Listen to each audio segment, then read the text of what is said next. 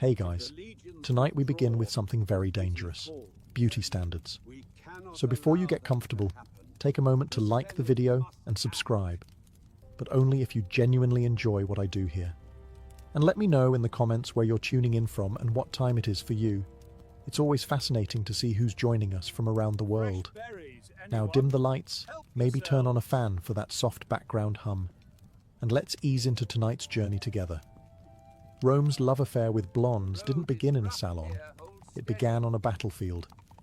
When Roman legions marched north into Gaul and Germania, they expected to find barbarians covered in mud. What they actually found were towering men and women with skin pale as marble and hair like sunlight. The Romans, who'd spent centuries perfecting the art of arrogance, suddenly discovered something they didn't have: natural blonde hair. To a Roman soldier, these northern tribes were terrifying and fascinating. They screamed, drank from skulls, and somehow still managed to look annoyingly radiant while doing it. Reports from the front lines read less like military dispatches and more like jealous fashion columns. The enemy has golden hair. Stop. It shines in battle. Stop. Send bleach soon. The admiration turned into a business. Every war leaves behind spoils, and for Rome, that now included hair. Slavers and wig merchants began collecting blonde locks from defeated Germanic women, washing them, perfuming them, and selling them in Rome's bustling markets. It was the ancient world's first luxury brand, authentic barbarian blonde. Owning one of these wigs became the ultimate status symbol. Senators' wives strutted through marble courtyards wearing golden curls that used to belong to someone who'd tried to kill their husbands. Fashion in Rome was always a little ironic, and occasionally war crime adjacent. The poor tried to keep up, of course. Those who couldn't afford imported hair resorted to homemade bleach made from ash, vinegar, and goat fat, a combination that promised beauty but delivered chemical warfare on the scalp. Ancient graffiti suggests the results ranged from radiant gold to patchy despair. Predictably, Rome's poets had opinions. Ovid, never one to miss a scandal, both adored and mocked blonde women. He called them alluring but deceptive, basically the ancient version of "don't trust girls with highlights." The moralists joined in, complaining that Roman women were abandoning tradition for northern vanity, which, to be fair, they were. But then again, so was everyone else. And so, in a glorious act of cultural theft, Rome decided that blonde hair, once barbaric, savage and foreign, was now sophisticated, Roman and divine. It was empire in follicle form. Because nothing says, "we conquered you," quite like wearing your enemy's head, as a hairstyle. To the Roman elite, these wigs were more than fashion. They were trophies. You weren't just wearing a hairstyle, you were wearing victory.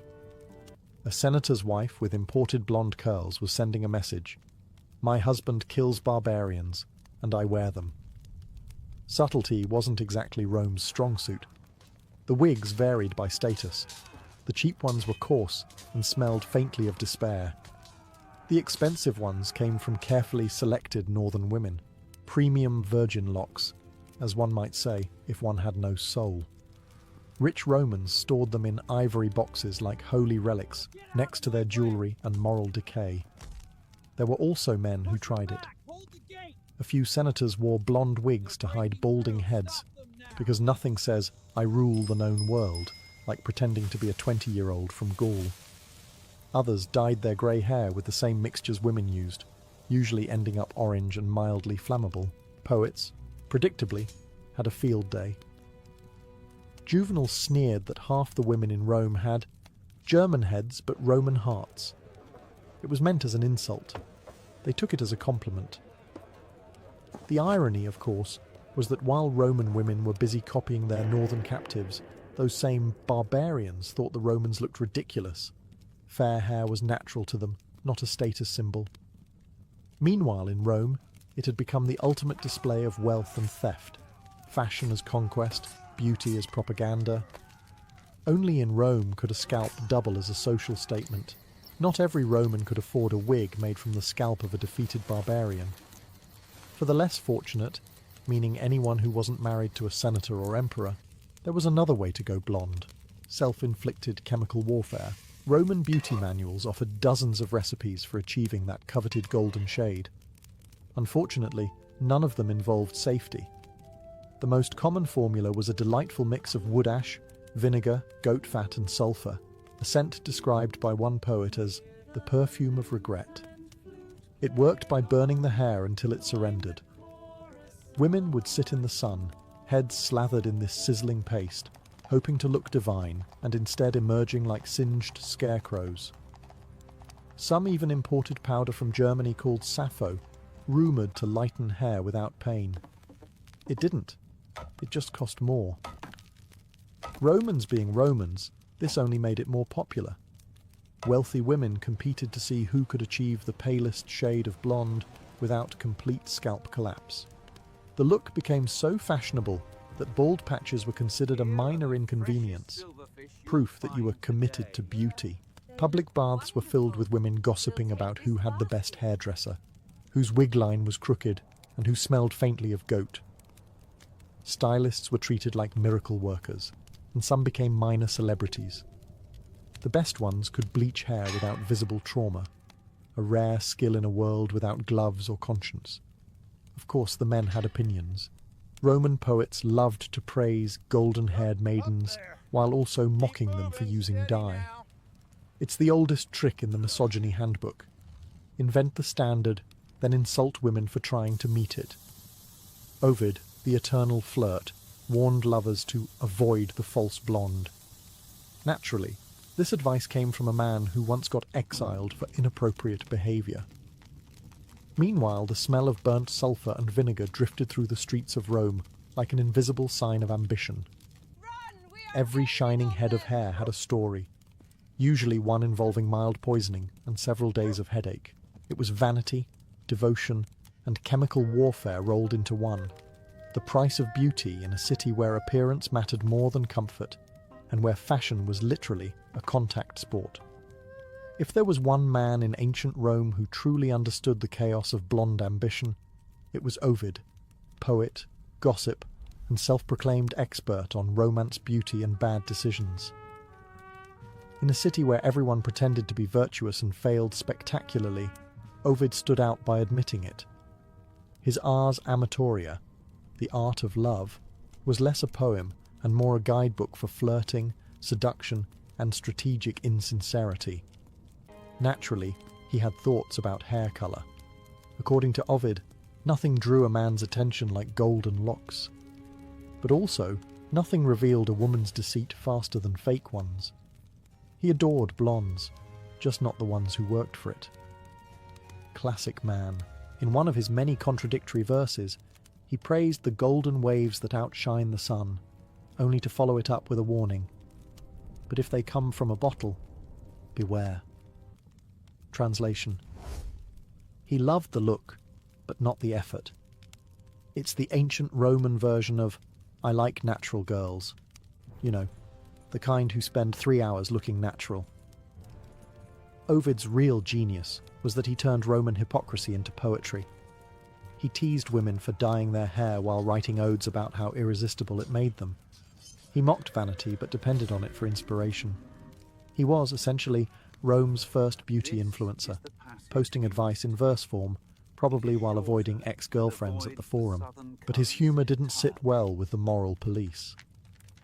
Augustus, the emperor who tried to make Rome pure again, found Ovid's romantic escapades less than patriotic. A few too many risque jokes later, and our poetic beauty blogger was exiled to the edge of the empire, where tragically there were far fewer blondes. Even in exile, he couldn't resist. He kept writing letters to Rome, wistfully describing the golden-haired girls of the city.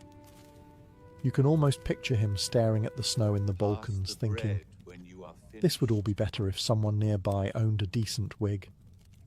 Ovid's exile proved two things. One, beauty standards could get you killed. And two, in Rome, even the poets were slaves to fashion. They mocked it, worshipped it, and ultimately suffered for it. If anyone could turn a beauty trend into state policy, it was Poppaea Sabina, the second wife of Emperor Nero, a woman whose hobbies included luxury, scheming, and staying alive longer than most of Nero's other friends. Poppaea wasn't born blonde, but she quickly understood that in Rome, gold was the colour of divinity. And if the gods weren't handing out the shade naturally, she'd find another way. Her skin was pale, her eyes were sharp, and her hair, courtesy of imported dyes, wigs, and possibly divine patience, gleamed like sunlight filtered through expensive wine. Roman writers adored her beauty and despised her for it, which was usually a good sign that she was doing something right. Tacitus, ever the grump, described her as beautiful beyond all measure, but corrupt to her core, which, translated from historian speak, means she looked incredible and I'm mad about it. Poppaea's beauty regimen became the stuff of legend. She allegedly bathed in donkey milk, wore pearls dissolved in vinegar, and owned enough wigs to start a small rebellion. Her hair was her crown, an emblem of status, seduction, and subtle political warfare. Every curl said, "I control the emperor and you don't." Her influence spread fast. Within months, half of Rome was trying to copy her look: pale skin, golden hair, and an expression that said, "I've ruined 3 men before lunch." Shops overflowed with bleaching powders, imported wigs, and bronze mirrors. The city smelled faintly of vinegar, sulphur, and ambition. But being fashionable in Nero's Rome was dangerous. One day you're the empress setting trends. The next, your husband's ordering your death because you criticized his lyre solo. According to legend, Nero struck Poppaea during a fit of rage, ending her life, though some sources claim it was a domestic accident, which is Roman for "we don't want to talk about it." Even in death, she remained an icon. Statues of her showed flowing blonde curls, serene and untouchable. The woman who defined Roman beauty outlasted her empire in marble and myth. Poppaea didn't just go platinum, she weaponized it. And like everything Rome ever loved too much, it ended beautifully and catastrophically. Rome had a special talent. It could turn anything it conquered into a fashion statement, even the people it insulted. The Germans and Gauls had spent decades being called savages by Roman poets, yet their hair became the ultimate luxury item. Civilization, it seems, was only a matter of who wore whose scalp. The irony didn't go unnoticed.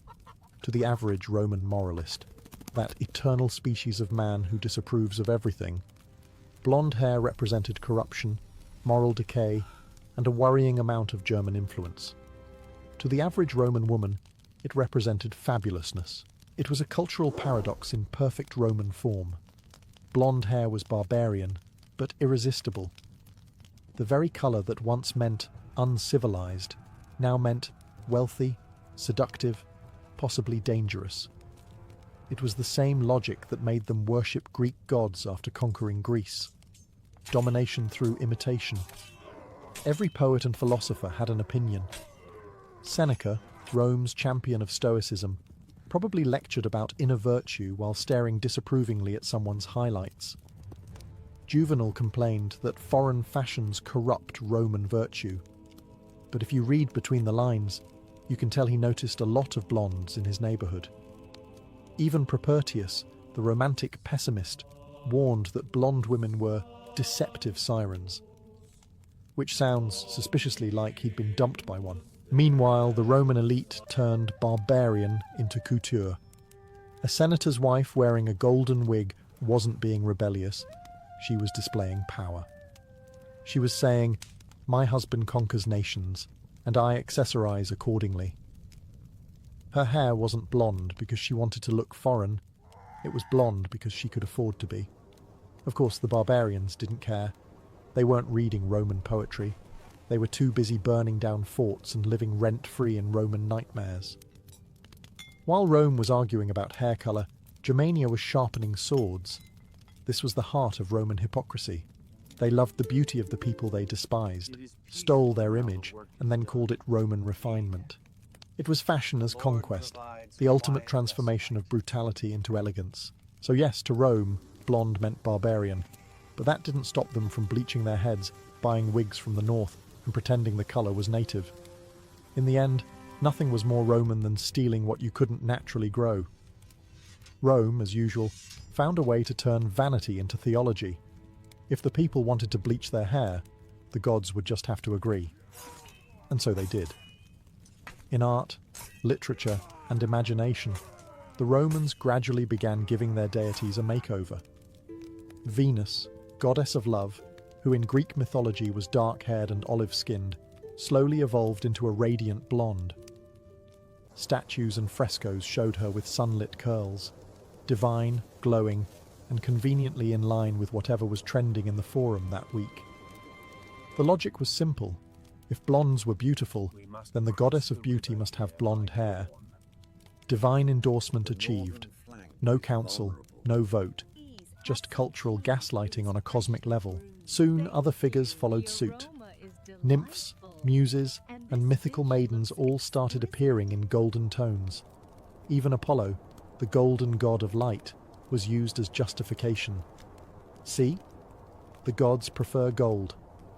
It was theology by marketing. Rome's pantheon turned into a celestial fashion magazine. Of course, not everyone was convinced. Some old-school moralists argued that dark hair represented virtue, discipline, modesty, proper Roman values. Blondes, on the other hand, represented temptation, luxury, and afternoons spent doing absolutely nothing productive. In other words, heaven. Still, the message stuck. Golden hair was divine hair. Temples even sold charms and oils claiming to brighten the spirit and the strands. Imagine trying to pray while the woman next to you is asking if your shade is natural. The trend reached such absurdity that some women claimed to be born blonde, a biological impossibility in Rome's climate. But truth was flexible when fashion was involved. Men wrote odes to their lovers' sun-touched curls, while very carefully not mentioning that most of those curls were detachable. The gods didn't care. Rome was loud, decadent, and faithful only to appearances. If Venus had to change her hair colour to keep the city happy, so be it. After all, divinity in Rome worked like politics. Whoever looked the part got the worship. In the end, it wasn't the gods who blessed blondes. It was blondes who rebranded the gods. Rome didn't just dye its hair, it dyed heaven. It was only a matter of time before the men got jealous. Rome may have built an empire, but it couldn't resist a good mirror.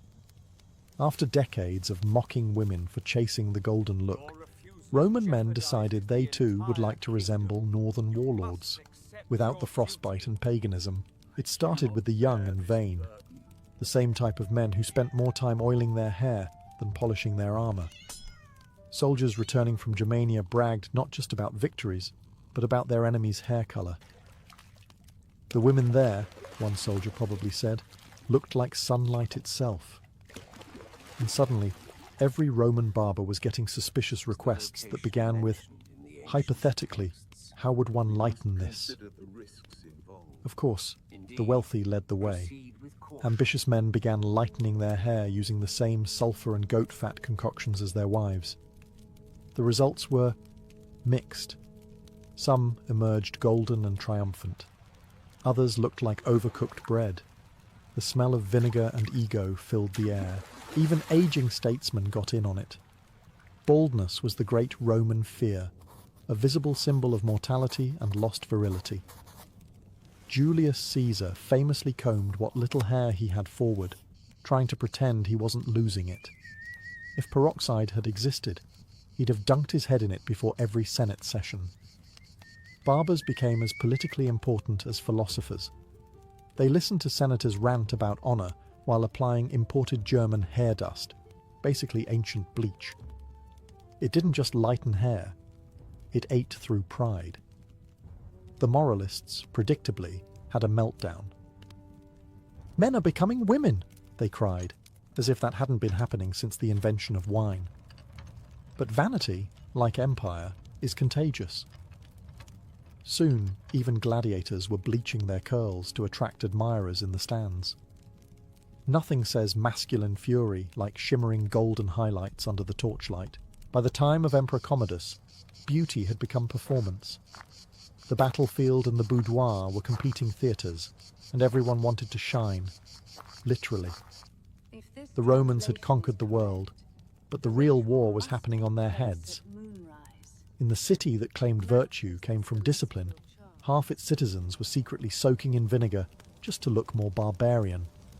And that, in a nutshell, is Roman masculinity. Leather sandals, molten pride, and a faint smell of sulphur. Every empire eventually figures out how to turn sin into spectacle. And Rome, ever the overachiever, did it better than anyone. By the height of the empire, blonde hair wasn't just fashionable, it was advertising. Enter the courtesans, the elegant, scandalous, and tax-paying professionals of Roman nightlife.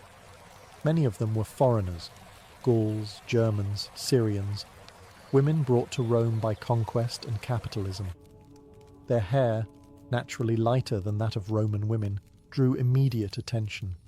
When your profession depended on being noticed, sunlight-coloured hair was the ancient equivalent of a neon sign flashing, "Available tonight." Soon, even Roman-born courtesans began bleaching their hair to match. Not because they wanted to look barbarian, but because it worked. The richer ones imported actual wigs from Germania. The poorer ones just risked chemical burns. In the dim lamplight of the Subura, Rome's seediest district, everyone looked divine anyway.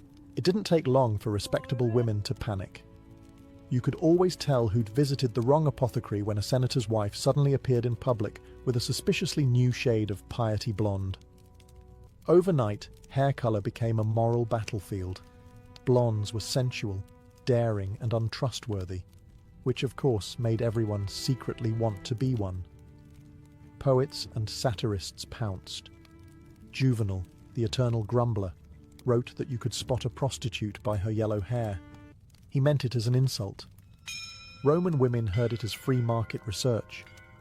The temples stayed full, the salons stayed busier, and the hypocrisy stayed perfectly intact. Blonde courtesans even became cultural icons. Some were so famous that men wrote poems to their wigs. Others hosted salons where senators and poets debated philosophy between wine refills. A few even managed to amass fortunes that outlasted the men who paid them. They weren't just survivors. They were entrepreneurs in an age when morality came with a price tag. And yet, society still condemned them while copying their style. The same senators who passed modesty laws were often found at night under the golden curls of the very women those laws targeted. Rome loved to moralize by day and moisturize by night, and nothing captured that better than its blonde courtesans, the true goddesses of contradiction. Every trend in Rome eventually hit the same wall: the moralists. These were the professional killjoys of antiquity, old senators, bitter philosophers, and anyone whose social life had expired around the same time as the Republic. The moment blonde hair became fashionable, they declared civilization itself in danger. To them, bleached hair wasn't just vanity, it was rebellion. Rome, they claimed, was being corrupted by foreign ways, which was a bold statement from men wearing Greek sandals, quoting Greek philosophers, and drinking Egyptian wine while shouting about purity. Poet Juvenal, eternal patron saint of the grumpy, accused blonde women of being deceitful, lustful, and morally bankrupt, which in Roman society meant they were interesting. He ranted that women spent more time in front of mirrors than in temples, a shocking discovery that somehow still applies to influencers 2 millennia later. Then came the politicians. Moral laws were passed to restore traditional Roman virtue. Women were urged to stay modest, avoid luxury, and definitely not wear the hair of dead Germans on their heads, which naturally made everyone want to do it more. Every decree from the Senate was followed by a spike in wig sales. Nothing sells like disapproval. The panic spread through the streets. Husbands blamed blonde dye for marital ruin. Priests warned that golden hair invited the envy of Venus. And conservative writers claimed that Rome's downfall would come not from barbarians at the gates, but from blondes in the bedroom. It's unclear whether they feared divine punishment or just their wives having more fun. But here's the thing. Rome had been stealing other people's culture since day one. Their gods were Greek, their art was Etruscan, and their hairstyles were German. So when they screamed about foreign influence, what they really meant was, we hate not being first. The moral panic achieved exactly nothing, of course. Rome kept bleaching, dyeing, and importing wigs by the ton. The city that claimed to hate excess was addicted to it, powdered, perfumed, and perfectly hypocritical. By the end of the century, the panic had burned out, and the blondes were still glowing. Because in Rome, nothing lasted forever, except fashion trends and irony. By the early empire, hair had become more than fashion. It was politics. Rome had laws for everything. What you could wear, who you could marry, how much jewellery you could flash, and, if the Senate could have figured out how to regulate it, probably how blonde you could be. In public, politicians preached restraint, the noble Roman ideal of modesty, discipline, and gravitas. In private, their wives were ordering imported German wigs by the crate. Every blonde in the forum was a silent political statement. Pale gold meant wealth. Copper meant ambition. Too dark, conservative, too bright, scandal. It was democracy for hair dye, dictatorship for everything else. The elite weaponized beauty like legislation. Empresses and noblewomen competed for dominance not through debate, but through shades of gold. Whoever glowed brightest in torchlight won the social hierarchy that week. Some even changed tones strategically, darker for mourning, lighter for seduction, somewhere in between for when gossip was circulating. It was less about romance and more about optics, which, ironically, describes Roman politics perfectly. Even men joined in the game. Senators mocked women for vanity while secretly hiring barbers to refresh their curls before major speeches. The same men who lectured about virtue spent hours plucking grey hairs with tweezers made of silver. A few even tinted their own hair blonde, insisting it was for the gods. Sure, Janus. But nothing divided Rome quite like the blonde question. To the moralists, it was the death of tradition, a symbol of foreign corruption. To the aristocrats, it was elegance itself, proof that even barbarian beauty could be conquered and domesticated. To the average citizen, it was just another thing rich people ruined. Hair colour became shorthand for class, virtue, and vice. Dark meant dutiful, blonde meant dangerous. But danger, as Rome knew too well, was addictive. By the 1st century, you could walk through the city and read its entire social structure just by looking at people's heads. Every curl, wig, and powdered strand told a story of ambition, lust, or pure survival. In the empire that ruled the world, the real battlefield wasn't fought with swords, it was fought in front of the mirror. If Rome had a national symbol, it wouldn't be the eagle, it would be a blonde wig. By the height of the empire, hair had become an export, an industry, and occasionally a war crime. The trade in wigs was so massive that entire supply chains existed just to keep Roman vanity satisfied. Blonde hair came mostly from Germania, where donations were rarely voluntary. Captives were shorn like sheep, their hair sold to merchants who washed it, perfumed it, and shipped it to Rome in bundles. It was the first recorded instance of imperial capitalism powered by other people's follicles. A really fine wig could cost more than a small farm, which, incidentally, was often how it was paid for. Aristocrats flaunted their authenticity with hair that once screamed in another language. Owning one wasn't about beauty, it was about ownership. Rome didn't just conquer people, it wore them. The upper classes competed for the softest texture and the lightest shade. One senator's wife supposedly had her slaves polish her wig daily with olive oil and wine because barbarian hair should learn Roman refinement. That's not metaphor. That's an actual quote from a woman who would have made a terrifying lifestyle influencer. Wigs weren't limited to women. Actors wore them on stage. Gladiators used them in comedic performances. Some men even had wigs dyed darker to disguise bald spots.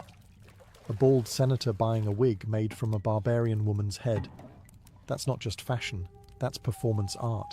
Inevitably, Rome tried to regulate it. Edicts were passed forbidding excessive luxury, which in translation meant, "You're spending more on your head than my entire army's budget." Naturally, nobody listened. When it came to wigs, even Stoics had weak spots. By the 2nd century, there were entire neighborhoods in Rome devoted to hair. Stylists, wig makers, dye sellers, and merchants who could match your scalp tone to your political ambitions. The city buzzed with gossip, perfume, and ambition disguised as blonde curls. Rome might have ruled the world with its legions, but it conquered fashion with scissors. Each wig was a silent victory, a portable monument to empire, vanity, and the eternal Roman art of turning someone else's suffering into style. Every empire eventually fades, and in Rome, even hair trends had a fall of their own. By the 3rd century, the blonde obsession that had burned through bathhouses and boudoirs finally began to lose its shine. The golden curls that once symbolized seduction and superiority started to feel, well, passé. Part of it was practical. The Roman economy was in ruins, the frontiers were collapsing, and importing authentic German hair became complicated when the Germans were busy storming your borders. It's hard to maintain your highlights when your empire's on fire. Fashion, like power, follows whoever's winning. As trade shifted eastward, so did taste. Suddenly, the Roman elite found themselves fascinated by darker, exotic beauty from Syria, Egypt, and Persia. Olive skin, heavy perfumes, and black curls became the new standard. A subtle message, perhaps. We've looted enough blondes. Let's diversify. Of course, some diehards refused to move on. You could still spot the occasional senator's wife clinging to her blonde wig like it was the last torch of civilization, the ancient equivalent of wearing last season's Gucci to a funeral. Poets mocked them mercilessly. "She still bleaches," wrote one, as if Rome were not already pale enough. Brutal. The wig markets dried up. The chemical recipes for bleaching were still known but fell out of favour. After centuries of sulphur, goat fat, and moral panic, the city's air finally smelled a little less like burnt vinegar and more like despair. But the end of the Blonde Age wasn't just about changing taste. It reflected a deeper shift. Rome was no longer the confident conqueror showing off its trophies. It was a tired empire, brittle, uncertain, and turning inward. Vanity requires stability, and the 3rd century had neither. By the time of Emperor Diocletian, even the laws against luxury felt pointless. There wasn't enough luxury left to ban. Rome's blonde dream had turned grey, literally and figuratively. Still, the memory lingered. Statues, frescoes, and poetry preserved the myth of golden-haired divinity. And though the dye pots were empty, the idea that power and beauty were the same colour never really died. It just went dark for a while, waiting for the Renaissance to rediscover the bleach. Rome may have fallen, but its vanity survived like a well-preserved wig in a sealed tomb. Empires crumble, languages die, religions evolve. But the myth of the blonde goddess, that one had eternal life. When Europe finally dragged itself out of the Dark Ages, someone dusted off a few Roman frescoes and said, "Ah yes, this. Let's do this again." Renaissance artists, ever faithful to old ideas disguised as innovation, resurrected the Roman blonde ideal. Venus reappeared on canvas, glowing in pale gold, lounging on seashells, and looking suspiciously well-conditioned for a woman born from sea foam. Botticelli's Birth of Venus could have just as easily been titled The Return of the Roman Beauty Standard. The Church, which once condemned vanity, quietly changed its tune. Saints, angels, and Madonnas began showing up with shimmering blonde hair. The divine had gone platinum. God, it seemed, had excellent taste. In medieval manuscripts, Eve, humanity's first sinner, was usually dark-haired, while Mary, humanity's redemption, often glowed blonde. Subtle, right? But it wasn't just religion. Across Europe, golden hair became shorthand for purity, grace, and moral superiority. The same traits Romans had once associated with their Germanic captives. History doesn't just repeat, it rebrands. The Roman beauty myth had migrated north, slipping quietly into the bloodstream of Western art and identity. Meanwhile, artists and poets kept feeding the fantasy. Blonde women symbolized divinity, love, and unattainable perfection, while brunettes got the role of mysterious temptress, or probably a witch. It was the same hierarchy Rome had invented, just painted with better lighting. Ironically, few of these Renaissance blondes were natural. Just like their Roman predecessors, noble women bleached their hair with sulfur, ash, and sunshine, baking their scalps under the Tuscan sun in the name of holiness. The methods hadn't improved, only the marketing had. The Romans might have been gone for 1,000 years, but their influence still sparkled in every gilded portrait and perfumed salon. They'd managed the impossible. They'd colonized beauty itself. Because while Rome's empire crumbled into dust, its idea of what divine looked like kept shining, eternal, golden, and just a little bit fake. In the end, Rome's love affair with blondes wasn't really about hair.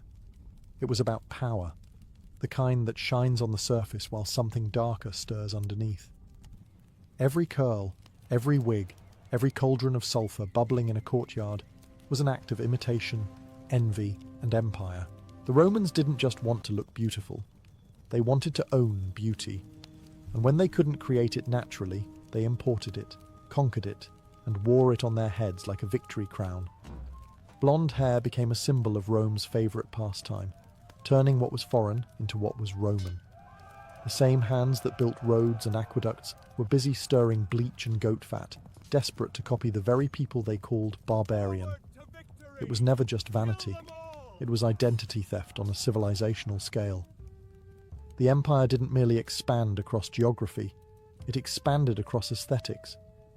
To look Roman was to embody dominance, and to embody dominance was to look however Rome decided power should look this week. In a way, the blonde craze revealed everything about the empire, its insecurity, its appetite, and its genius for hypocrisy. Rome claimed moral virtue while chasing luxury, mocked the conquered while stealing their style, and built monuments to discipline while throwing orgies about eyeliner. It was a society terrified of decline and obsessed with youth, purity, and spectacle. Sound familiar? Even today, that same illusion persists. The Roman ideal, fair, flawless, glowing, still lingers in art, fashion, and film. We may have traded sulfur and vinegar for salon dye and filters, but the dream remains the same, to borrow beauty from somewhere else and call it our own. So did the ancient Romans love blondes? Absolutely. They loved them the way empires love everything, greedily, temporarily, and without self-awareness. For a time, blonde hair meant power, perfection, and divine favour. Then it meant decay, corruption, and excess. But through all of it, the message stayed the same. Beauty was never just about attraction, it was about control. And as Rome proved, sometimes the brightest shine belongs to a civilization right before it burns. Imagine standing on a windswept hill in ancient Britain. The air is thick with the smell of damp earth and smoke from distant hearths. A war horn echoes across the valley, and out from the mist, the Celts appear. Their hair glistens with lime, spiked and wild like the mane of some untamed beast. Their bodies, bare, fierce, and glimmering, are covered in swirling blue patterns that seem almost alive under the pale northern sun. These are the Picti, as the Romans called them, the painted people. To outsiders, the blue dye was barbaric, a savage attempt at intimidation. But to the Celts, it was something far deeper, an act of faith, beauty, and defiance. The pigment came from Isatis tinctoria, better known as woad, a hardy plant crushed, fermented, and turned into a rich indigo paste. Applied to the skin, It was said to harden the spirit and call upon the gods. Some believed the designs granted protection in battle, while others said they were talismans of identity, living sigils carved not into stone, but into flesh.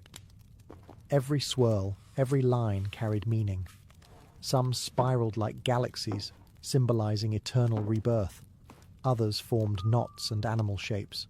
Wolves, boars, ravens, sacred emblems of strength and cunning. Warriors painted themselves before combat not out of vanity, but as a ritual of transformation. Once the blue touched their skin, they ceased to be mortal farmers or hunters. They became instruments of the gods, embodiments of ancestral fury. The effect on enemies was devastating. Roman soldiers wrote with awe and disgust of these naked warriors, their cries echoing through fog and blood, their skin shimmering like living sapphire. To fight a Celt was to face not a man, but a spirit, a wild, divine creature who had merged with the very earth and sky. But beyond war, these markings carried pride. For the Celts, the body was a canvas upon which life itself was painted. Each scar and swirl a testament to survival and selfhood. In a world of tribes and invaders, the blue tattoos whispered a single truth. We are still here, and we will not fade. Before the Celts ever touched a sword or painted their bodies blue, they wrapped themselves in colour. Across the misty hills of Gaul, Ireland and Britannia, tribesmen and women wore fabrics so vivid that Roman writers described them with envy and confusion. These were not drab tunics or simple hides. Celtic clothing was an explosion of pattern, plaids, stripes, and checks woven from dyed wool, each hue representing clan, rank, or spirit. To the Celts, fashion was not vanity. It was identity made visible. Wool was their canvas, and nature their palette. They used plants, roots, and minerals to create deep reds from madder, greens from moss, purples from heather, and yellows from saffron. The brightness of a cloak was a mark of pride. To appear dull was a kind of spiritual laziness. A chieftain's mantle might shimmer with golden threads, fastened at the shoulder with a gleaming bronze brooch, while warriors wore cloaks lined with fur for both warmth and intimidation. Even common folk took care to present themselves as part of the world's living tapestry. Their garments flowed, loose, layered, and designed for movement. Tunics reached the knees for men and to the ankles for women. Cloaks were clasped not only for protection, but for drama. A swirl of colour in the wind could announce one's status long before one's voice could. Every pattern told a story of family, tribe, or the gods they served. The famous Celtic brat, a rectangular wool cloak, was as essential to their identity as the sword or the harp. Foreigners saw wildness, the Celts saw harmony. Each knot and stripe echoed the twisting vines of their art, the spirals carved into stones, the endless cycle of life they worshipped. To them, beauty was divine order, and dressing boldly was a form of worship. Their clothes, like their tattoos, blurred the line between the sacred and the everyday. And when they painted their skin with woad, the patterns often mirrored their woven designs, as if their bodies themselves had become part of the same living fabric. In Celtic culture, to be clothed or painted was to be known, to carry your world on your skin. If fabric spoke of tribe and colour marked the spirit, then metal was the Celts' language of pride. Jewellery wasn't mere decoration. It was status, protection, and faith forged in fire. Archaeologists still unearth torques, bracelets, and brooches from burial mounds. Their curves elegant, their designs intricate enough to rival any Greek artisan. Yet these gleaming ornaments were distinctly Celtic, bold, organic, and alive with motion. The torque was the most sacred of all. A thick, open-ended neck ring made of twisted bronze, silver, or gold. It was worn by chieftains, warriors, and sometimes even gods in sculpture. To wear one was to declare yourself part of a divine lineage, a being closer to the other world. The weight around the neck wasn't just physical, it was symbolic of duty and power. Some torques were so large they seemed ceremonial, too heavy for daily wear, suggesting they were donned only during sacred gatherings or before battle. Celtic craftsmanship was fearless. Using lost wax casting and fine hammering, smiths created pieces that danced with life, spirals, serpents, animals intertwined in endless loops. These patterns mirrored their belief in the eternal cycle, life, death, rebirth, and reflected the same energy that ran through their tattoos and textiles. The same spiral that a druid might paint in woad upon the skin was repeated in bronze on the body. Even the poorest Celt might wear a small pin or ring. Brooches held cloaks in place, but were often miniature masterpieces, engraved with knotwork and inlaid with enamel. The elite took this further, adorning themselves with mirrors, anklets, and earrings, their reflections flickering in torchlight during feasts and rituals. Metal became a mirror of identity, shining with both craftsmanship and myth. Romans mocked these adornments as barbaric excess, yet many later adopted Celtic designs for their own jewellery. The truth was undeniable. Celtic metalwork wasn't primitive, it was visionary. Each piece carried the pulse of a people who believed beauty had power, that art could guard the soul. When the Celts entered battle, cloaked in plaid, skin painted blue, torques gleaming under the grey sky, they didn't just fight for land. They fought as walking works of art, each warrior a masterpiece of defiance and devotion. To the Celts, woad was more than a dye. It was a living symbol of transformation. Preparing it was a sacred craft that bordered on alchemy. Women gathered the tall green plants in summer, crushing their leaves into pulp, then fermenting the mixture until it frothed with a pungent, earthy scent. The paste, once dried and reconstituted, turned a deep, almost luminous blue. This was not casual body art. Applying woad was a ceremony of courage and connection to the divine. Before battle, warriors would strip to the waist or sometimes go entirely naked, standing around a fire while druids chanted invocations to the gods. The blue paste was smeared onto the skin with care, each swirl, knot and curve chosen according to one's tribe, ancestry and purpose. Some marks were protective, invoking deities like Tyrannus, god of thunder, or Morrigan, the phantom queen of battle. Others told personal stories, victories, oaths, or the memory of fallen kin. The process was part meditation, part transformation. The cold woad against warm skin seemed to awaken something primal within. As the fire crackled and the air filled with smoke and chanting, the line between man and spirit blurred. When dawn came, the painted warriors looked like creatures born from another world, blue as the sky, shining with sweat and destiny. Romans wrote of their horror and fascination. Julius Caesar described the Celts of Britain as terrible in aspect, their blue bodies glistening under the morning sun. But what he saw as savagery was, in truth, a ritual of empowerment. Woad didn't just decorate, it consecrated. It reminded every Celt that their body was not separate from their land or gods. To paint oneself in blue was to claim unity with the earth and sky, to step into battle not merely as a soldier, but as a living offering. Even after the Romans came and the old rites faded, echoes of this ritual lingered, in Celtic knotwork, in the spirals carved into ancient stones, in the art that still carries the same rhythmic flowing motion. The Celts may have disappeared into history, but their blue mark never faded. It still pulses beneath the skin of time. The Celts didn't just wear colour, they ruled through it. Every hue had a meaning, every thread a whisper of hierarchy and belief. In a land without written laws of fashion, colour was law enough. To wear certain shades was a privilege earned, not chosen. A chieftain's crimson cloak, for instance, was more than a sign of wealth. It proclaimed bloodline, valour, and divine favour. Red was the colour of life and battle, of both the wound and the victory. It was said that to wear too much of it without earning it was to invite the gods' wrath. Green, on the other hand, symbolised fertility and peace, the colour of Danu, the earth goddess. It wrapped poets, healers, and those connected to the mysteries of nature. Blue, once reserved for tattoos and sacred ritual, was worn by druids and seers who claimed insight into unseen realms. Gold, of course, was the hue of kings. But gold wasn't always metal.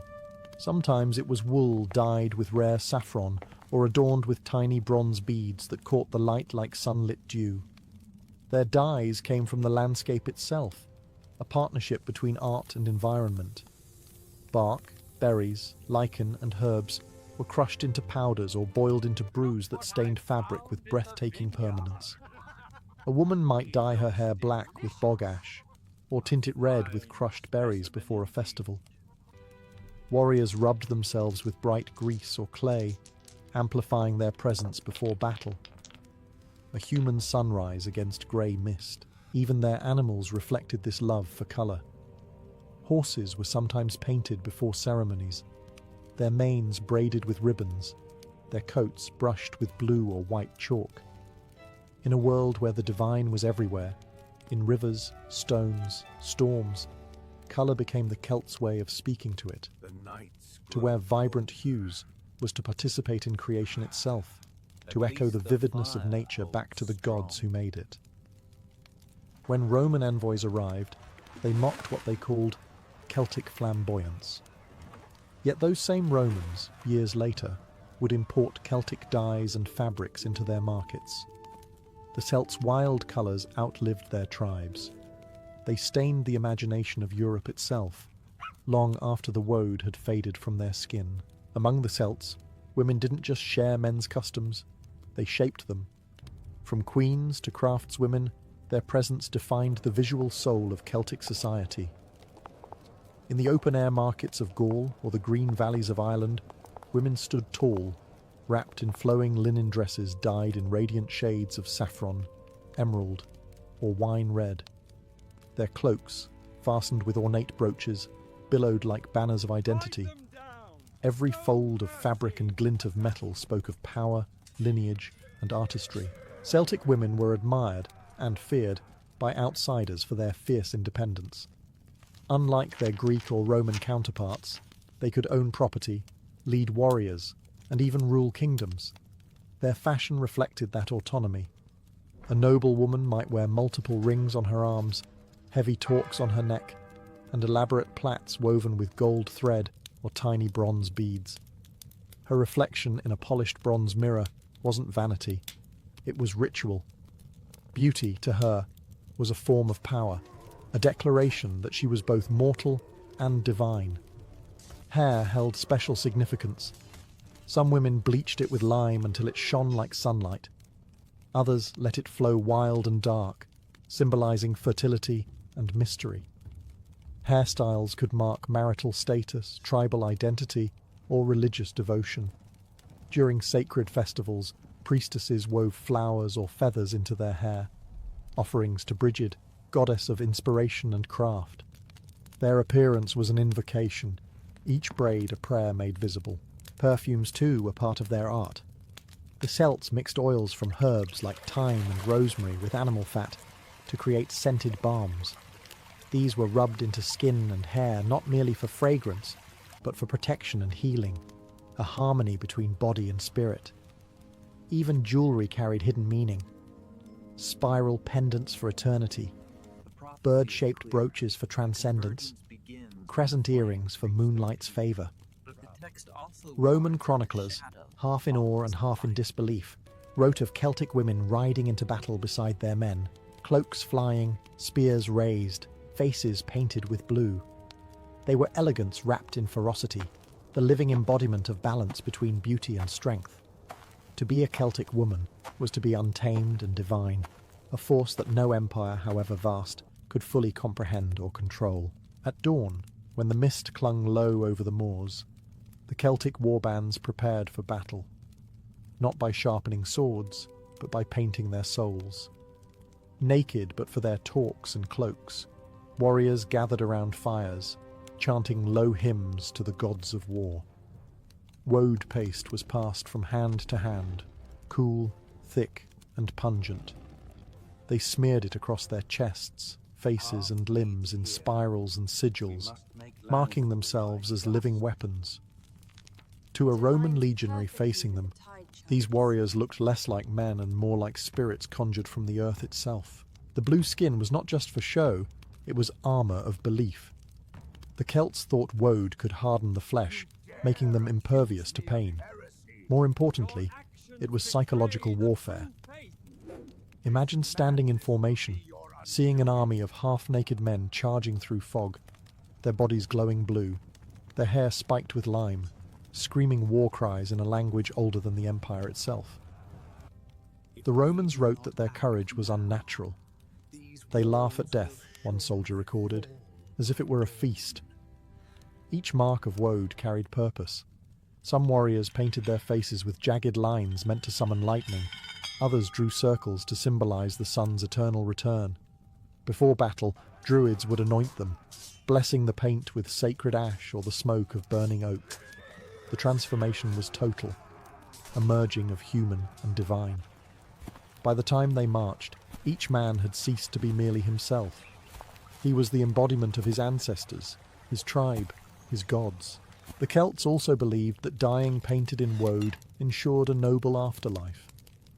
To fall in battle unmarked was shameful, a sign that one had not truly offered oneself to the divine struggle. In blue, they were both beautiful and terrifying, artists and warriors in equal measure. Even after defeat, their enemies could not forget them. Roman poets immortalized their azure warriors, their blue ghosts of the north. The woad stains lingered even on the corpses, as if the paint refused to surrender to death. Through pigment and courage, Celtic warriors achieved what every man craves: immortality.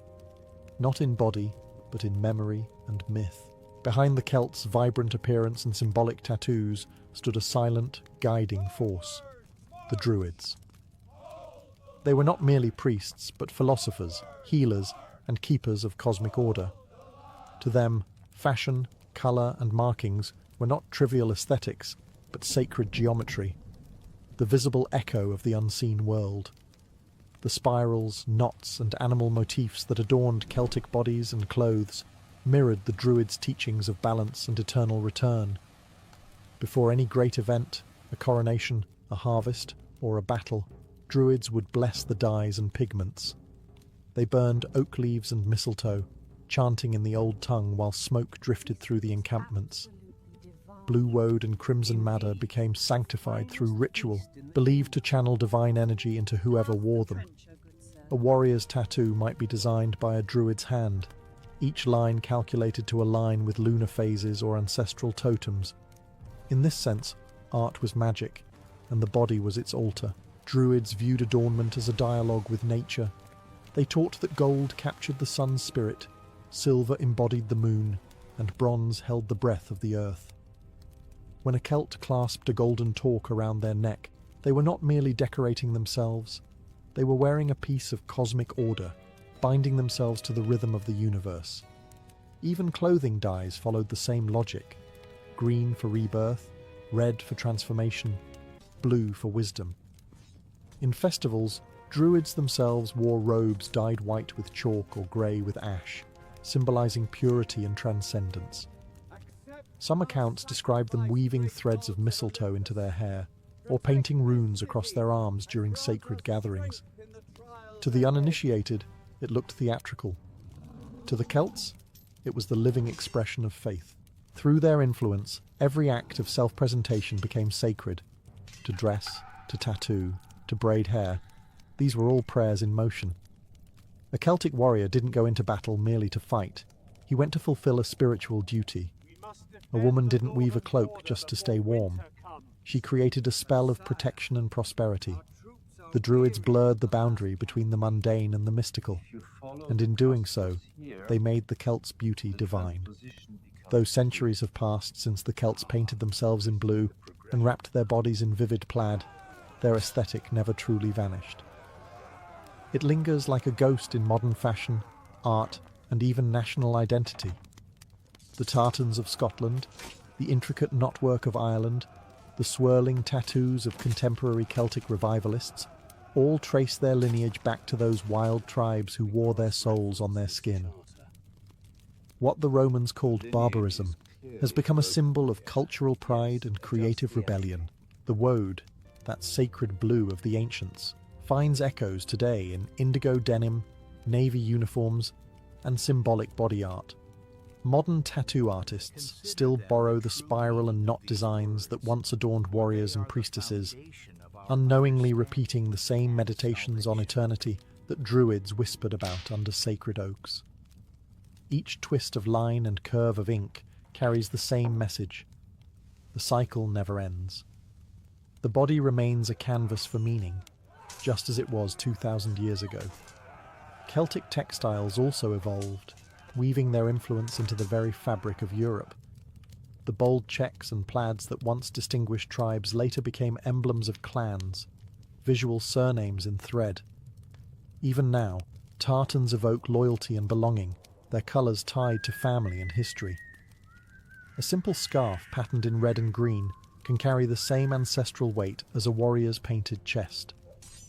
The Celts had understood long before the modern world that style could be both armour and declaration. Archaeologists still unearth bronze torques, amber beads, and bits of dyed fabric from bog burials, artefacts that have defied decay, just as Celtic spirit defied conquest. Each discovery reminds us that their fashion was more than ornamentation. It was identity crystallized, a fusion of body, spirit, and earth. Today, Celtic art is global. From tattoos to jewellery to festival attire, people across the world adopt those ancient symbols, spirals of power, knots of continuity, colours of life and death, to express individuality and connection. The Celts might not have built empires, but they built something far more enduring, a visual language of freedom.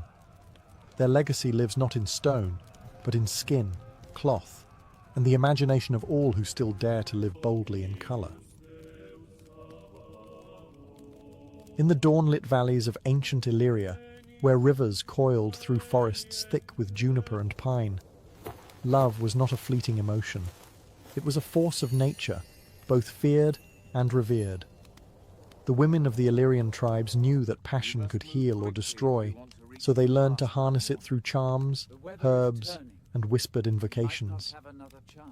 These weren't the trinkets of superstition, but sacred instruments of the heart, tokens infused with belief, intention, and the pulse of the earth itself. An Illyrian girl, upon reaching womanhood, would often receive her first love charm from her mother or grandmother, a carved seashell or polished bronze pendant strung on a strip of cured leather. Hidden within its hollow was a blend of herbs, juniper berries for desire, wormwood for protection, and crushed rosemary to seal fidelity. These amulets were worn close to the skin, under garments, warmed by the body's own heartbeat.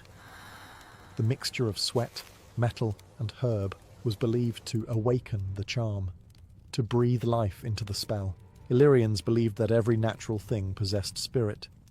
A stone from a riverbed might hold patience, a feather from a dove, tenderness.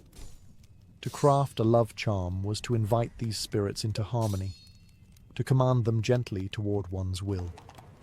For a young woman hoping to capture a lover's eye, a pendant of polished bone shaped into a spiral could summon attraction. For a wife fearing her husband's wandering gaze, a knot of red thread wrapped around wormwood would guard against betrayal. But these charms were more than practical magic. They were language, silent poems written in symbol and scent. Each herb and carving carried a story older than memory. Juniper, the fire of the goddess Anzotica. Wormwood, the bitter herb of endurance. Salt, the purifier of the soul. Together they formed a secret lexicon of love known only to women. When dusk fell and the hearths glowed, Illyrian women would whisper to their pendants before sleep, confessions of longing, prayers for loyalty, or pleas for release. They believed the charms listened, that the bronze absorbed their desires and released them into the night. In Illyria, love wasn't spoken aloud. It was worn, hidden, and enchanted. The making of an Illyrian love charm was an art that blurred the line between craft and sorcery. No woman undertook it lightly. The process began with gathering, a ritual as sacred as the spell itself. At dawn, when dew still clung to the leaves, women ventured into the woods barefoot, their silence a form of reverence. They collected herbs known for their dual power, to arouse passion and repel deceit. Juniper for desire, wormwood for protection, thyme for courage, and wild mint for clarity. Each plant was spoken to before it was picked, thanked for its spirit, and wrapped in linen to preserve its potency. Back in their homes, the women worked beside the hearth, where smoke coiled like a living spirit. The herbs were dried, crushed, and mixed with salt or honey, the ingredients of preservation and sweetness. Bronze and bone were the favoured materials for the charm casings. Bronze was the metal of the sun, believed to attract warmth and life, while bone connected the wearer to ancestors, binding her to the lineage of women who had cast spells before her. Each charm was unique, shaped by intention. A pendant for attraction might bear an engraving of two intertwined serpents, a symbol of passion and unity, while a charm for protection featured a crescent moon, invoking the watchful goddess of night. The craftsman, often a woman skilled in metallurgy or carving, worked in silence, for words could confuse the spirits. Once assembled, the charm was consecrated. The woman would hold it above smoke from burning sage and juniper, while reciting an invocation, part plea, part promise. Let my love burn true, and his eyes see none but me, an ancient verse went. A few drops of oil or blood sealed the bond, awakening the amulet's power. To an outsider, this may have seemed superstition, but to the Illyrians, it was science of the soul. They believed that emotion had substance, that love could be stored, carried, and released through physical form. Each charm was a vessel of longing, each pendant a promise made to unseen forces. When worn against the skin, the boundary between the woman and the spell dissolved, and her desire became fate. The Illyrians believed that every herb held a secret, a living pulse of the gods. To mix them was to compose a kind of poetry, written not with ink but with scent and essence. Juniper berries, wormwood, and rosemary were the triad most often used in charms of love and fidelity. Juniper, the fiery seed of the highlands, was said to awaken the blood and stir longing. Wormwood, bitter and sharp, was its opposite, a shield against deceit and unworthy lovers. Together, they formed balance, passion and prudence, desire and defence. A woman seeking love might begin with juniper. She would crush the berries beneath her fingertips, releasing their resin into oil or honey, whispering the name of the man she longed for. The charm, once sealed, was worn close to the heart, its aroma faint but constant, a heartbeat in scent form. Over time, the wearer would believe her own confidence grew stronger, her presence more magnetic. To the Illyrians, this wasn't illusion, but the spell taking root, love energy made visible through self-assurance. Wormwood, meanwhile, was for the betrayed or the cautious. Its bitterness embodied endurance. Women burned it beside their beds to drive away jealousy, lies, and wandering hearts. A bronze pendant filled with wormwood leaves was believed to make a lover faithful, not through coercion, but through a subtle weaving of loyalty into his spirit. To enhance its strength, some mixed it with ashes from burned letters or locks of hair, blending memory with magic. Other plants joined these rituals in more secretive ways. Wild thyme, associated with courage, was often tucked into the hem of a tunic before a woman confessed her feelings. Rosemary was woven into braids during weddings to ensure harmony, while myrtle, sacred to love itself, was placed beneath pillows to summon dreams of one's destined partner. Each herb was alive, and each combination told a story. In Illyrian lore, herbs did not simply symbolize emotion, they embodied it. To wear them was to carry living witnesses of the heart's desire, and as long as their fragrance lingered, the bond between the human and the divine remained unbroken, a love that could be felt, smelled, and remembered. While herbs carried the scent of love, bronze and bone gave it shape. To the Illyrians, these materials weren't chosen for beauty alone. They were vessels of spiritual energy, each holding its own resonance. Bronze was the breath of the sun, a living metal forged in fire and symbolizing vitality, courage, and eternal passion. Bone, on the other hand, came from the earth's creatures, a reminder of mortality, ancestry, and the thin line between life and death. Together, they formed the body and soul of every Illyrian charm. Bronze pendants were most common among noble women and priestesses. The metal was polished until it shone like amber, reflecting both the sun and the wearer's inner light. Before it was cast, the bronze was often mixed with a few grains of salt or ash from sacred fires, binding it to the divine. Artisans engraved these pendants with spirals, circles, and crescent moons, symbols of love's endless cycle. Some were shaped like shells or hearts, others like the wings of doves or the horns of stags, each form whispering a different kind of desire. Bone charms carried deeper, more secret meanings. They were intimate, often carved from the remains of hunted animals or ancestral relics. A charm made from a bird's bone promised freedom and passion. One from a deer carried the energy of pursuit and grace. For women who had lost lovers to war or betrayal, bone amulets were talismans of remembrance. Fragments of the living turned sacred through touch and devotion. The process of crafting these charms was steeped in ritual. Women worked in quiet rooms lit only by hearth fire, shaping bronze with small hammers and carving bone with sharpened flint. The silence was deliberate.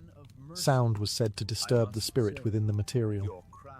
Once complete, the charm was dipped in herbal oil and held over smoke from burning juniper, sealing its power. When the bronze glowed warm against the skin or the bone charm rested cool near the heart, the wearer felt connected to something larger, the eternal rhythm of love, loss, and longing.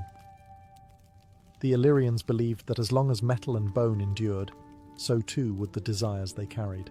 In Illyrian love magic, meaning was not written in words but in form. Every curve, line, and pattern carved into an amulet spoke its own dialect of desire. The women who crafted these charms knew that the gods listened not to speech, but to symbols, and so they learned to write their feelings in bronze and bone, using a language older than the alphabet. The spiral was the most ancient and powerful of all. It symbolized the journey of the heart, from longing to fulfillment, from passion to peace, then back again. To carve a spiral was to acknowledge that love never stood still. It turned endlessly, like the seasons. Lovers exchanged spiral pendants as promises of constancy, believing that as long as the design endured, their hearts would return to each other across any distance. The knot was another sacred motif, a visual prayer for unity. Some were simple loops of leather cord, others were intricate braids of silver wire. The tighter the knot, the stronger the bond it represented.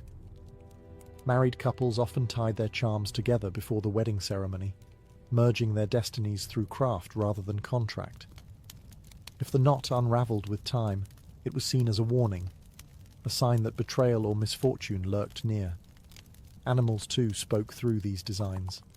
Doves embodied tenderness, snakes symbolized seduction, and stags represented pursuit and loyalty. When a woman carved a snake onto her amulet, she wasn't invoking deceit, she was calling upon transformation, the ability to shed old love and emerge renewed.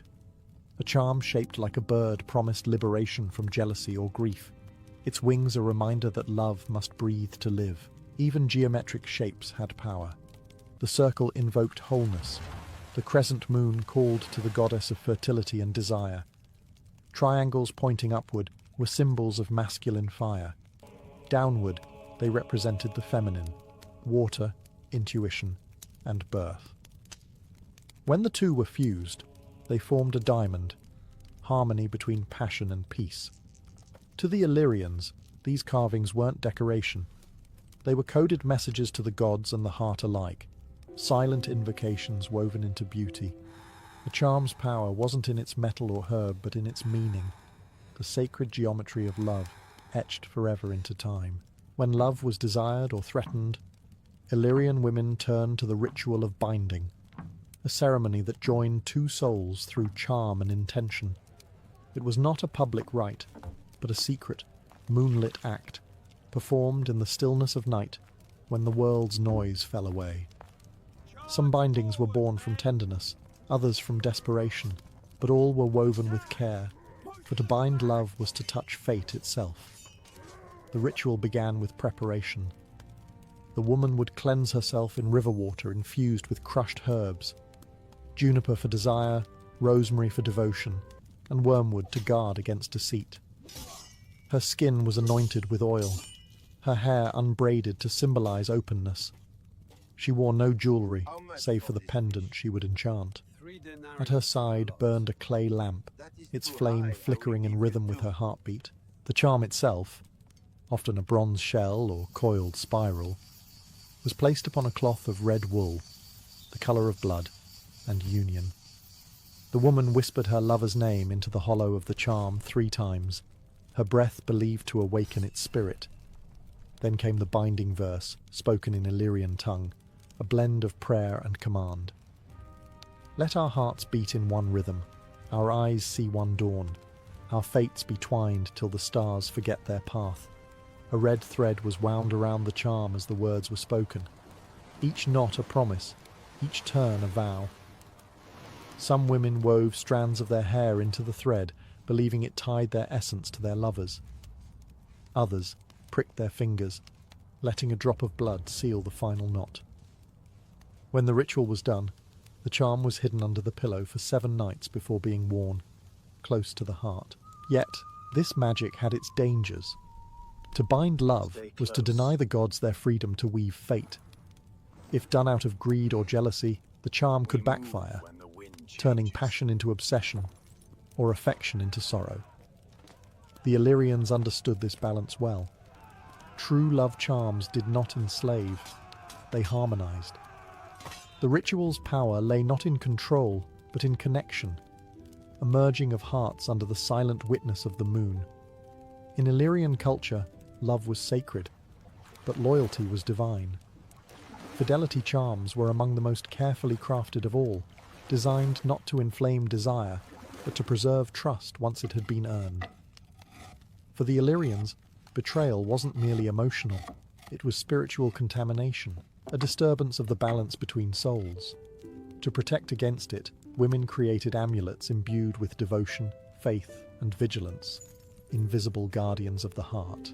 The most common form was the bronze pendant of binding, a small disc engraved with 2 entwined lines that never crossed nor broke, a symbol of unity without dominance. Within its hollow core rested a mixture of dried wormwood, crushed rose petals, and powdered shell. Wormwood guarded against deceit, rose petals rekindled tenderness, and shell invoked the sea goddess Thana, protector of vows. Worn close to the skin, the amulet was believed to hum softly with the rhythm of the wearer's heartbeat, reminding both giver and receiver of their promise. Men carried their own versions too. Warriors departing for battle were given leather cords strung with polished river stones, or fragments of their beloved's jewellery. Some even carried a small pouch containing a lock of hair mixed with salt, a charm meant to keep the mind clear and the spirit faithful while far from home. If temptation arose, they were told to grip the amulet and speak a short invocation. Eyes to the horizon, heart to the one who waits. Not all charms guarded romantic fidelity.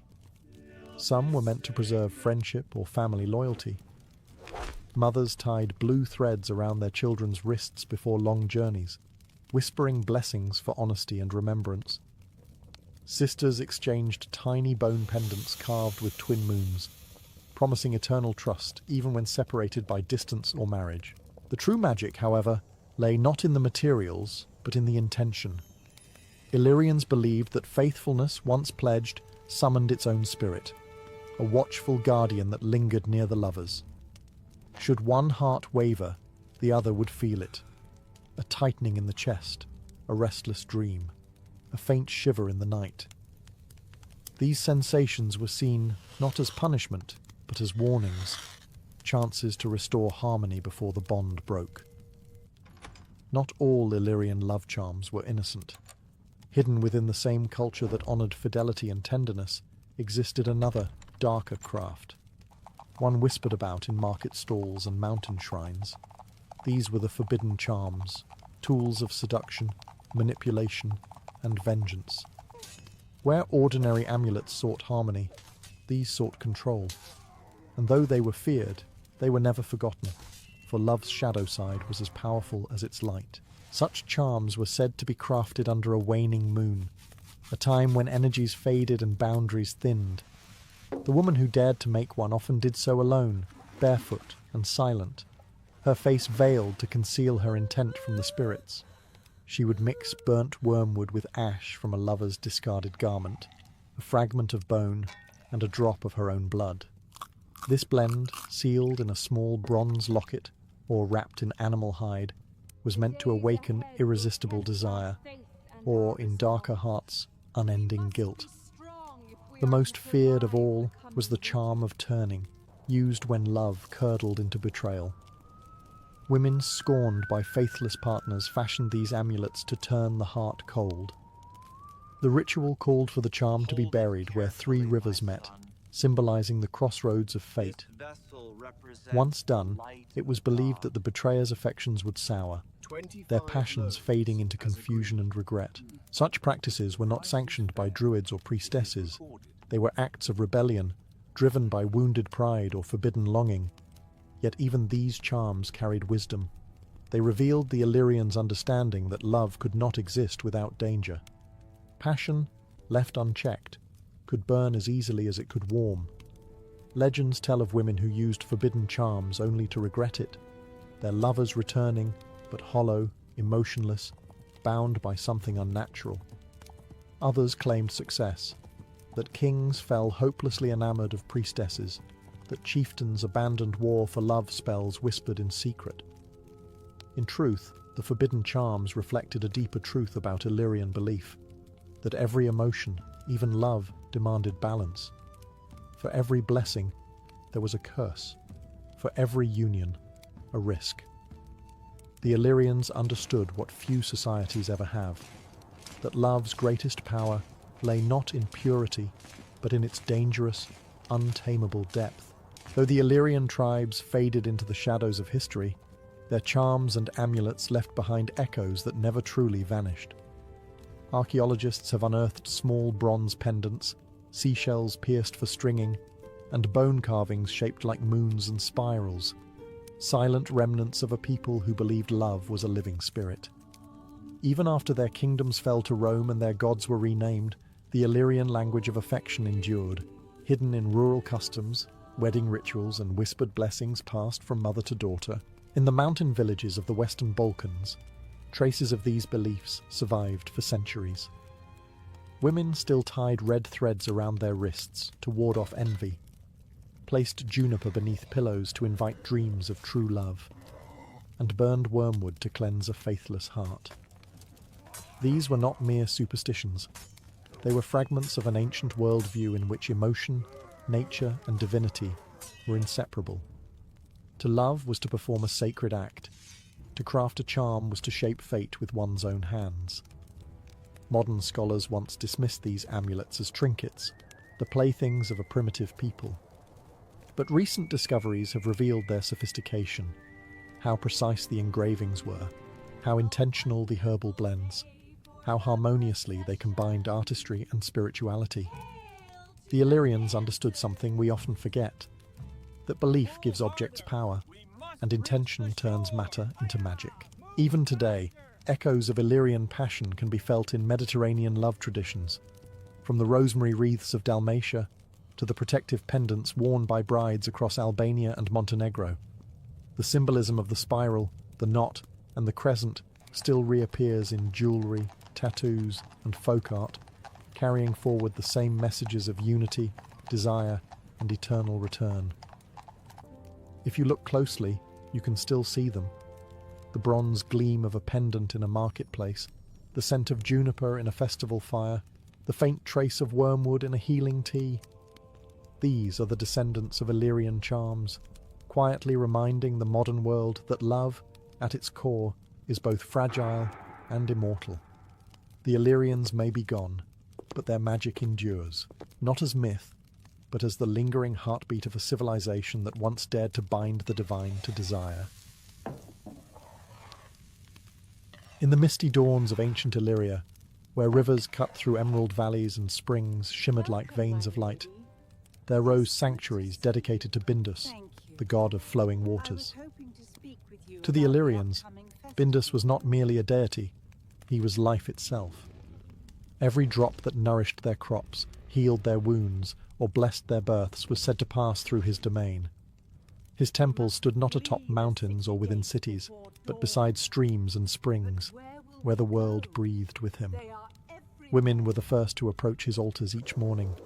They came barefoot, their feet damp with dew, carrying earthen bowls filled with milk, honey, and polished river shells. These offerings glistened in the rising light before being poured into the waters, a sacred merging of sweetness and purity. They believed that honey softened Bindus's temper, milk strengthened his favour, and shells, born from the meeting of land and sea, reflected his dual nature, gentleness and power. The temples themselves were not grand palaces of stone, but open sanctuaries carved by nature's hand.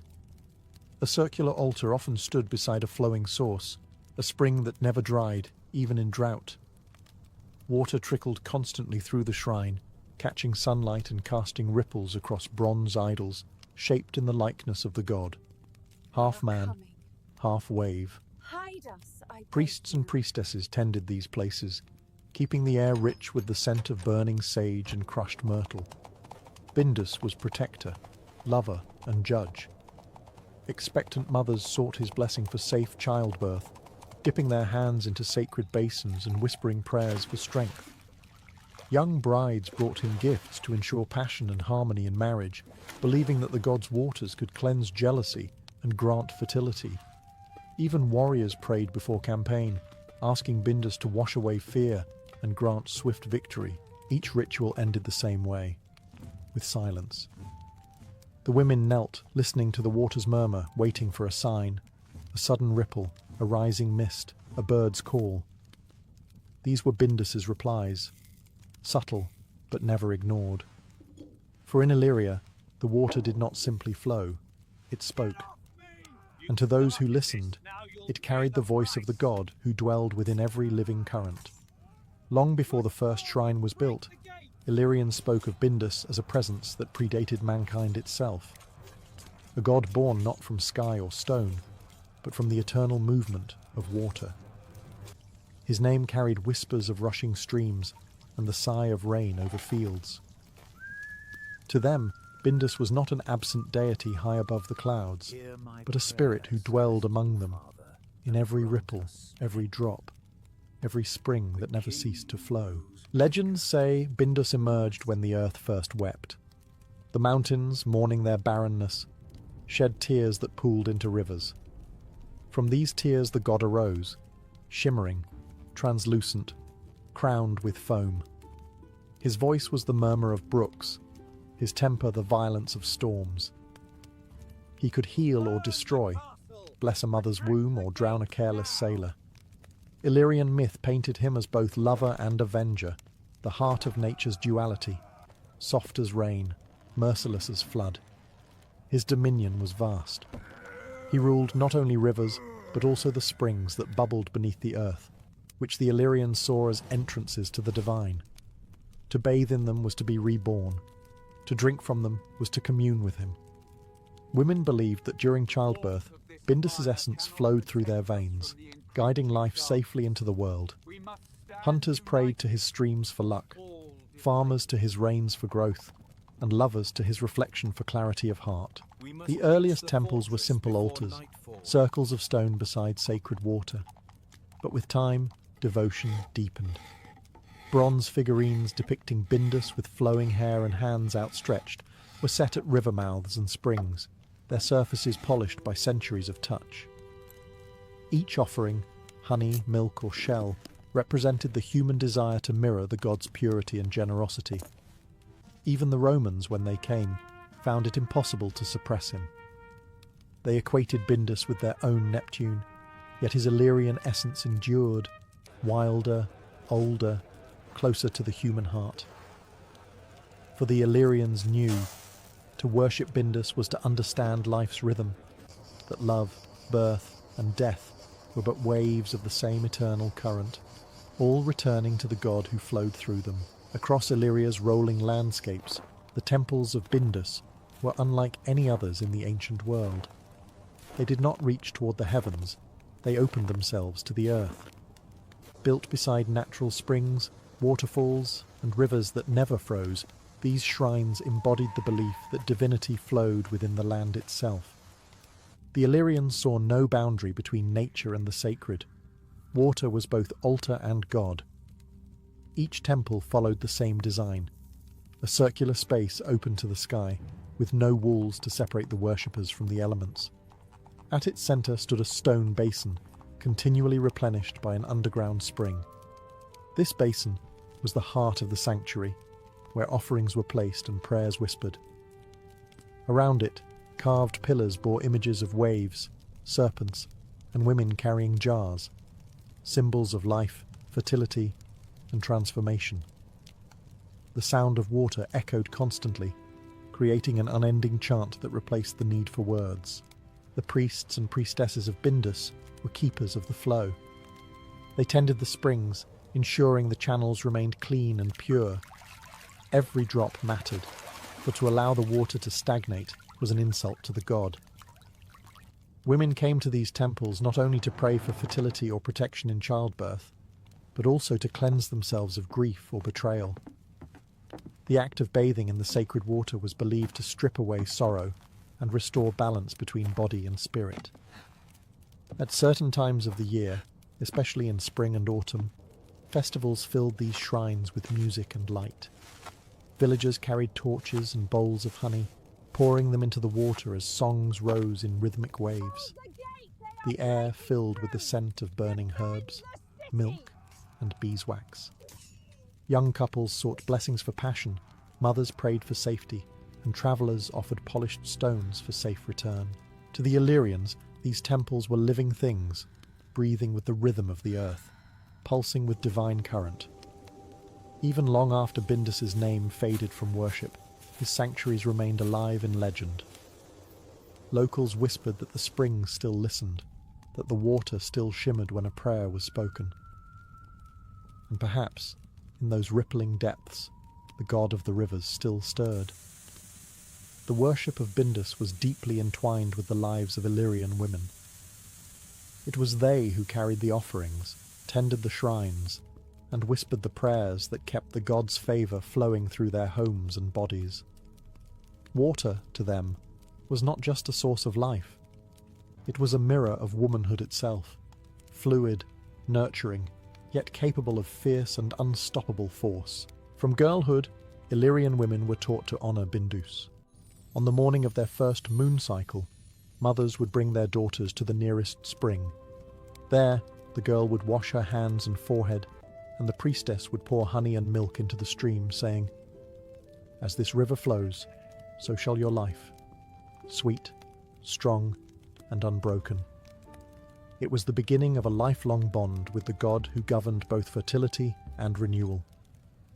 Married women visited Bindus's temples for blessings in love and childbirth. They wore simple linen robes and carried shells or small bronze cups filled with milk, symbols of nourishment and devotion.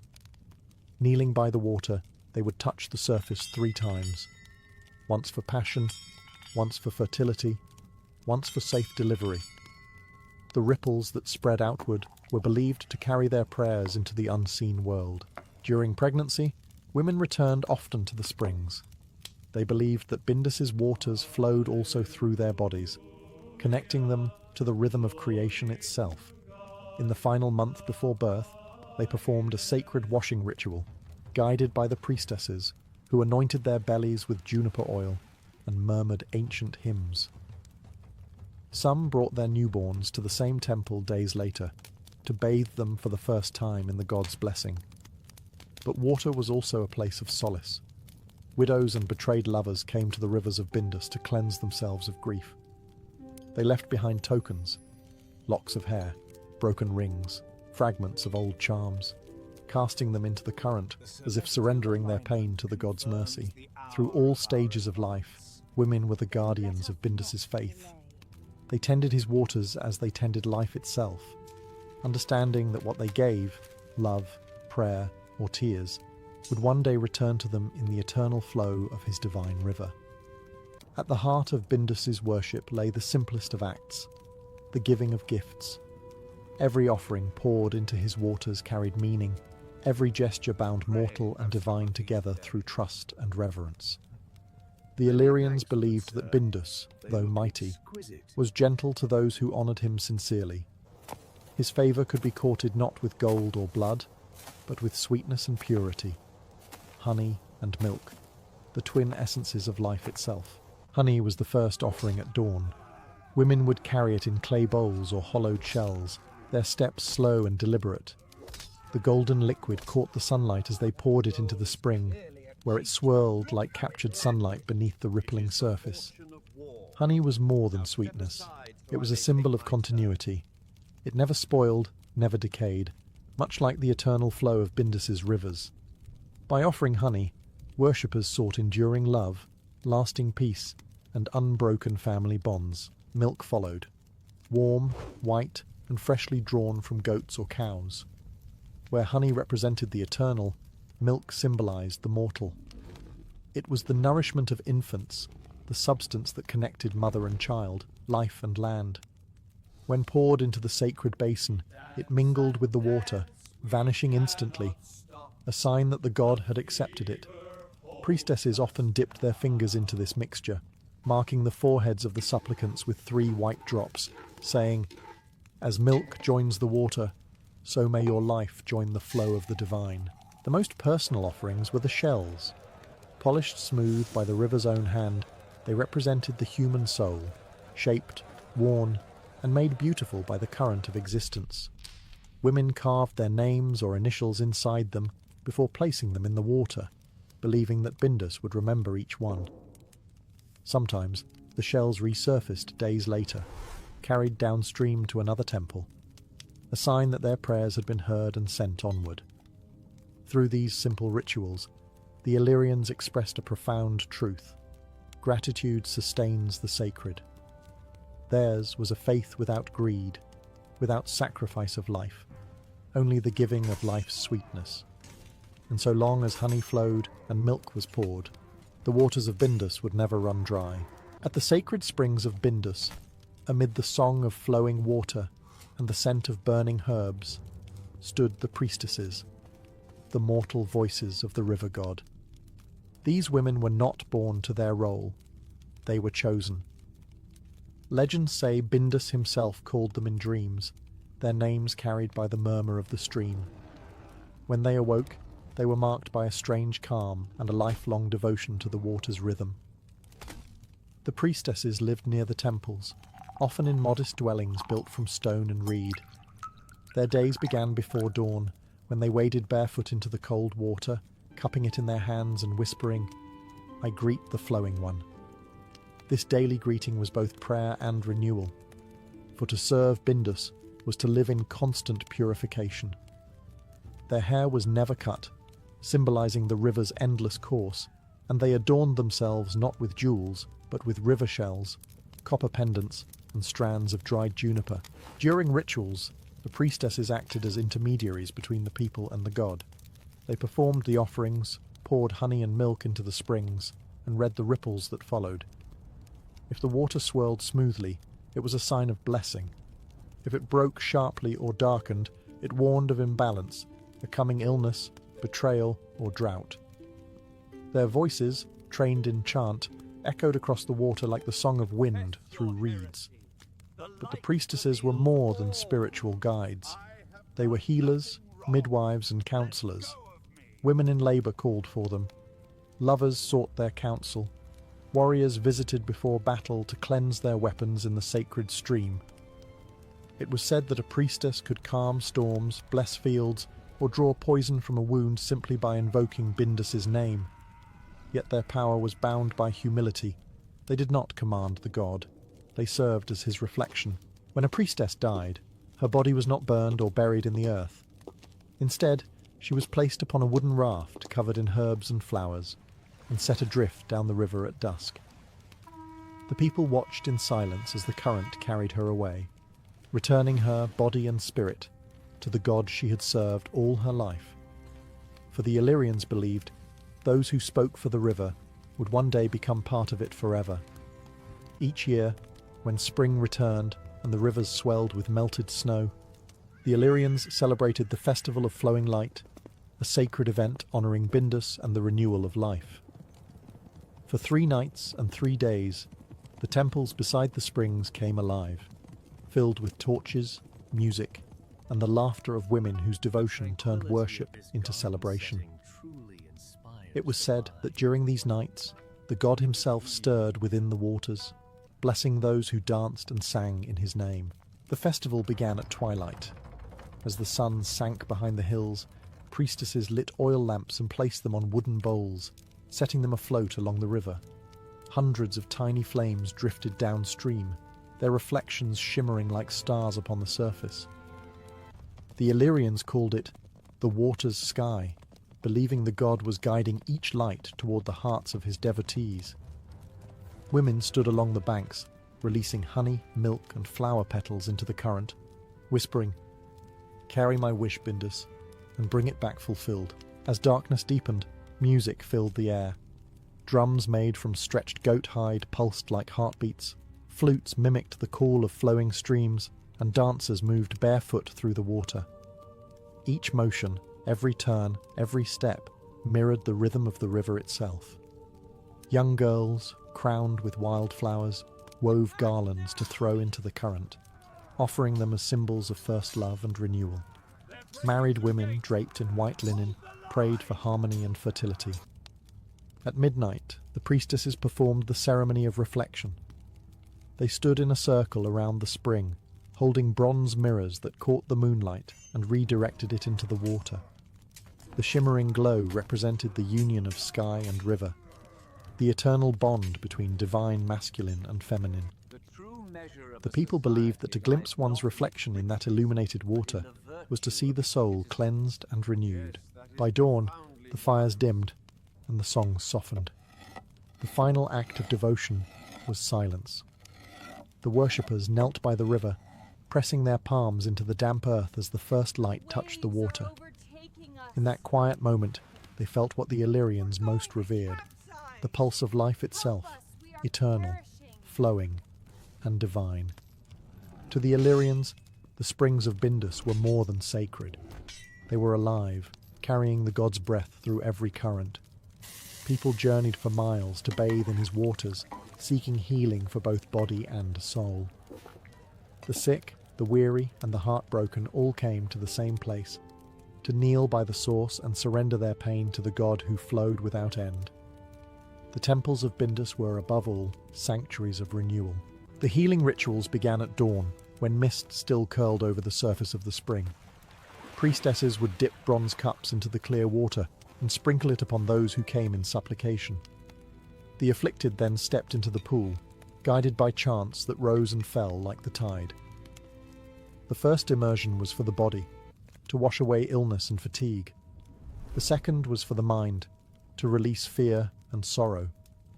The third, always the most sacred, was for the spirit, a return to balance with the divine rhythm of the world. Herbs played a vital role in these ceremonies. Juniper branches were burned to purify the air, while mint and wormwood were crushed and mixed into the water to awaken the senses. Those suffering from fever or childbirth pains drank a small portion of the spring water, believing it carried the god's essence into their veins. Wounds were washed with it, and even the dying were given a few drops on their lips, as if to carry Bindus's blessing into the afterlife. But healing went beyond the physical. Many came to the waters burdened by grief, widows, abandoned lovers, or those haunted by guilt. The priestesses instructed them to speak their sorrow into a shell and cast it into the current, symbolically releasing it to the god. The water carried away their pain, and in its place came stillness, a sense of being held by something vast and compassionate. Even after Rome's arrival, the legend of the healing springs endured. Locals claimed that the water still shimmered brighter than any other, and those who drank from it spoke of strange dreams, of a voice in the current, gentle yet eternal whispering, "Flow and be whole again." Though the temples of Bindus have long fallen to ruin, their stones scattered, their bronze idols buried beneath centuries of silt, his presence endures in the living waters of the Balkans. The rivers that once bore his name still wind through valleys and villages, murmuring with the same voice the Illyrians once prayed to. His temples may be silent, but his current remains, patient, eternal, and watching. In many remote regions, echoes of his worship survived long after the old gods were forgotten. Shepherds still pour a drop of milk into a stream before the first grazing of spring. Women still tie red threads near mountain springs, asking for fertility or healing. Even the practice of washing newborns in first water, the clear morning flow untouched by sunlight, comes from the rites of Bindus. The god's faith was never destroyed, it simply transformed, flowing quietly through generations like an underground spring. Archaeologists have found traces of his sanctuaries, circular foundations beside rivers, fragments of offerings, and bronze plaques inscribed with his name. Each discovery feels like a breath resurfacing from deep time, a reminder that the Illyrians once saw the divine not in distant heavens, but in the world around them. Their spirituality was intimate, tactile, and alive, a conversation with the earth itself. Bindus, the god of the rivers, was their proof that divinity could be touched, heard, and felt beneath one's fingertips. Modern visitors who stand by those ancient springs often describe a strange stillness, the kind that hums beneath the surface as if the water remembers. Some claim the light bends differently there, that the air carries a sweetness like honey, that their reflections ripple even when the breeze is still. Whether superstition or memory, the sense of presence endures. In the Illyrian mind, water was the soul of the world, flowing from birth to death and beyond. Bindus was that flow given form. His worshippers are gone, yet every raindrop that strikes the soil, every river that carves through stone, continues his eternal hymn. The god remains, not in temples of marble, but in every living current, the same waters that once listened to the prayers of women and still whisper them back through time.